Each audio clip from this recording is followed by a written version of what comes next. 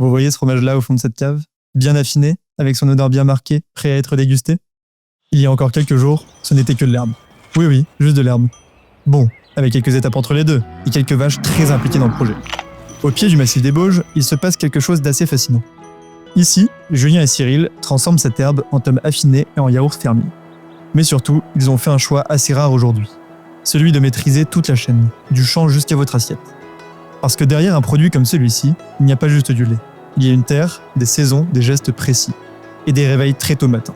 Vraiment très tôt. Ici, rien n'est laissé au hasard.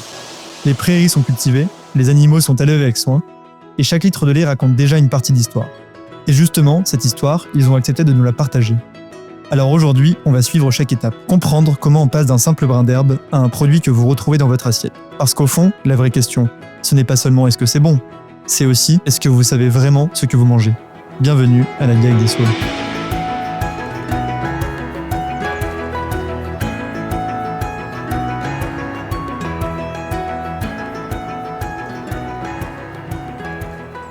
Ici, on est à Drumettaz-Clarafou.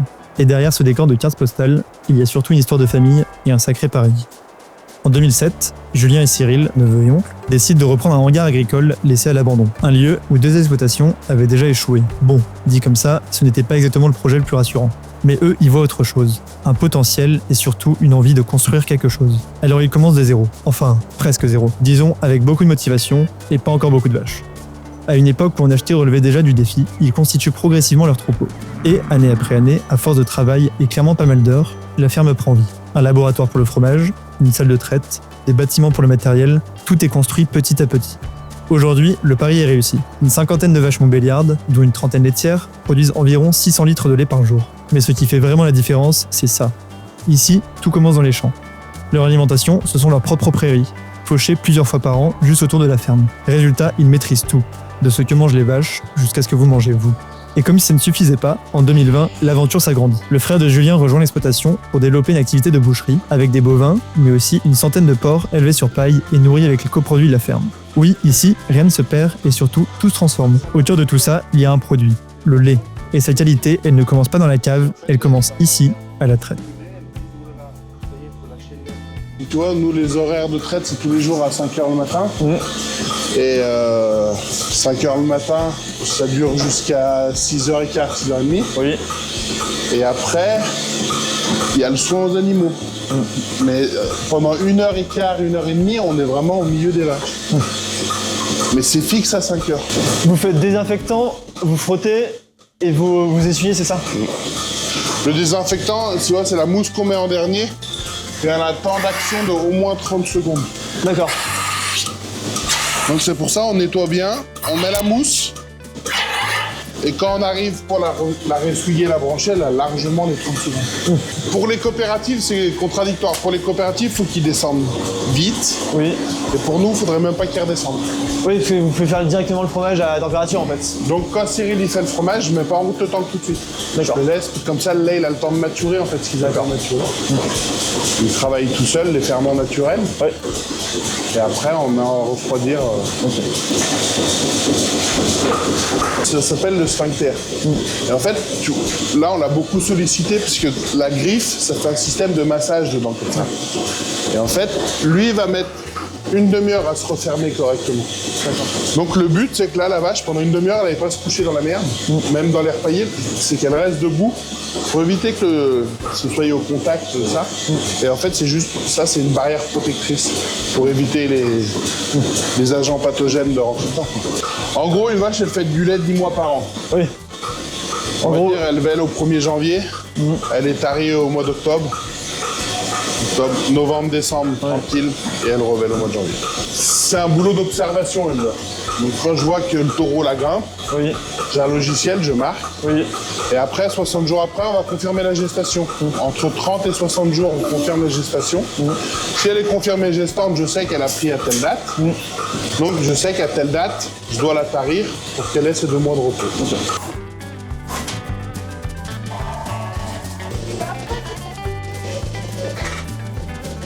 Ok, attends, ok, je vois. Et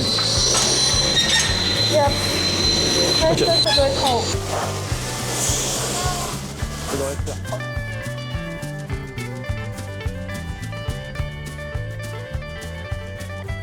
Allez, viens, gros.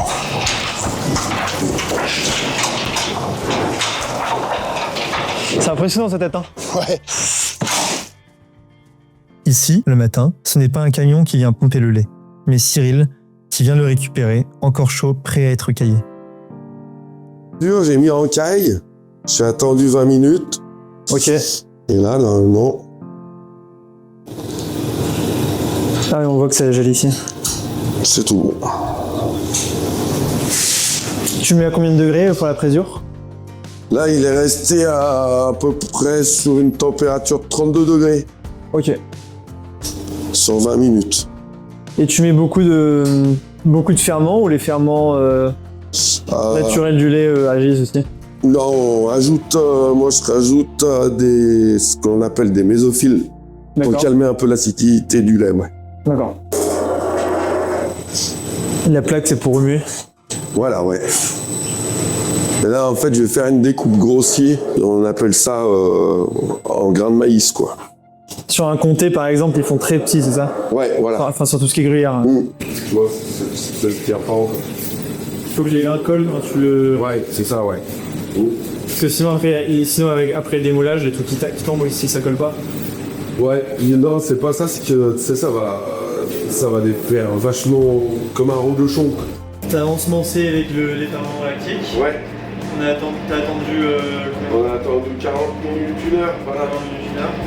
Après, t'as présuré, Préjuré, ouais. 15 minutes. 15-20 minutes, ouais.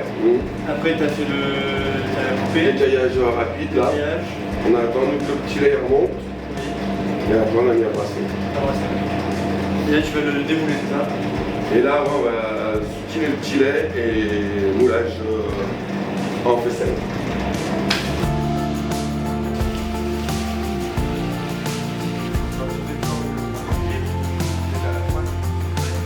Après, en plus à l'affinage, c'est 1,5 kg.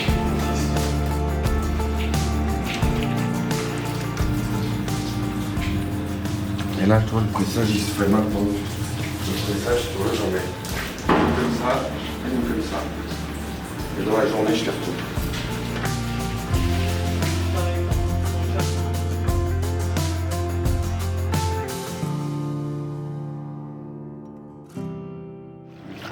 Là, il y a déjà les ferments. Non, pas encore. Pas encore. Ouais, faut que je regarde la température à combien il est. À partir du moment où tu mets tes ferments à 47, après, il faut presque plus qu'ils bougent. Comme ça, 47, tu tires, après tu remets vite en équipe 47 et comme ça, c'est là où t'es le mieux.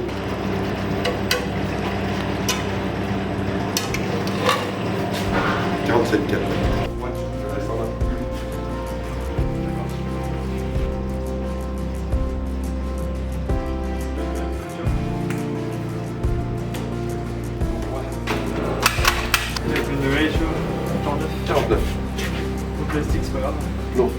Non, ça bouge pas.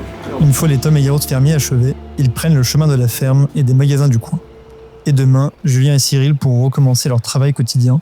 Ou peut-être pas tout à fait, puisque finalement, Nature et Saison sont leurs vrais patrons.